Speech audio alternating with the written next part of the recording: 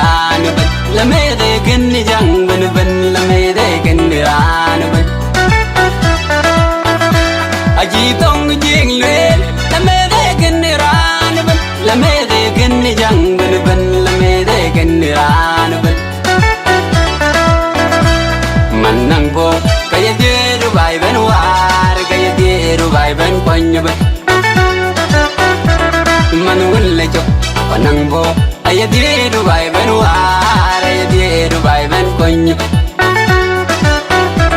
nyale ye jing modal kayin gain bale jino ye kir maya du bai ben tong ban nyale ye jing modal kayin gain bale jino ye kir maya du bai ben tong ban ben zalba kir maya dir galoi lwande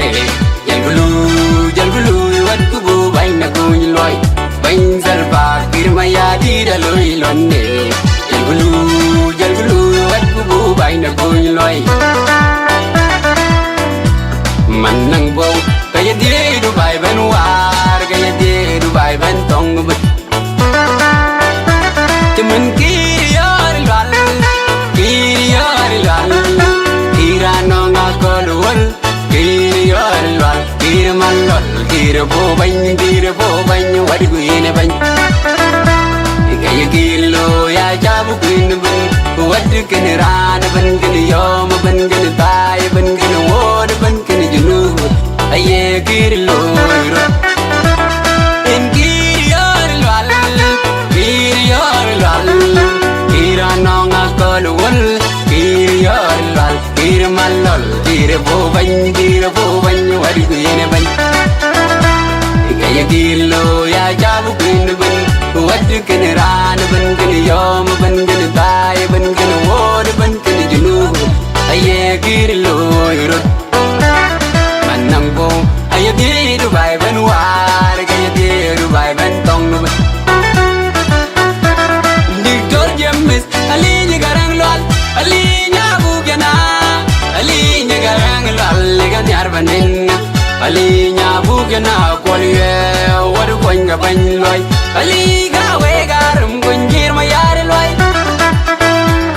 diktor jemis ali ni garang lal ali nyabu gana ali ni garang lal ga nyar banen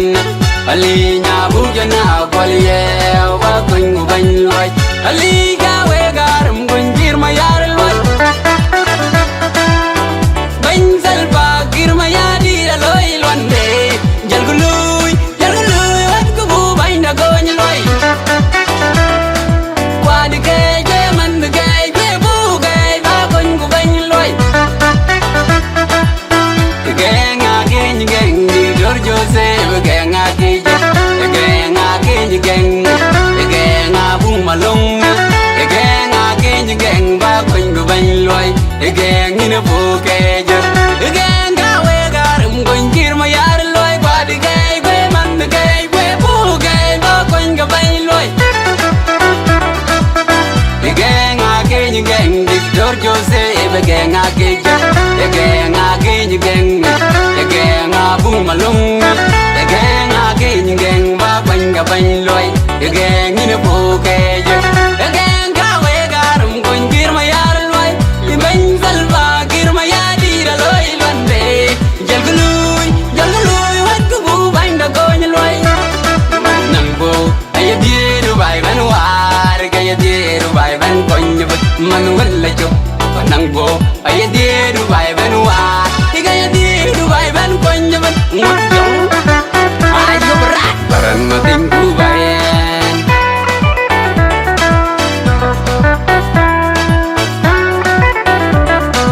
baran mating ku bayan baran mating ku bayan baran mating ku bayan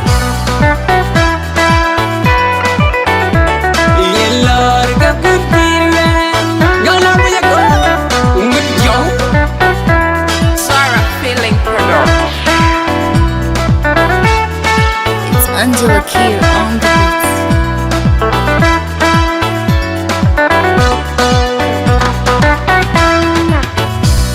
chỉ tông giang lệ la mê de ken ran bet la mê de ken ni jang ben ben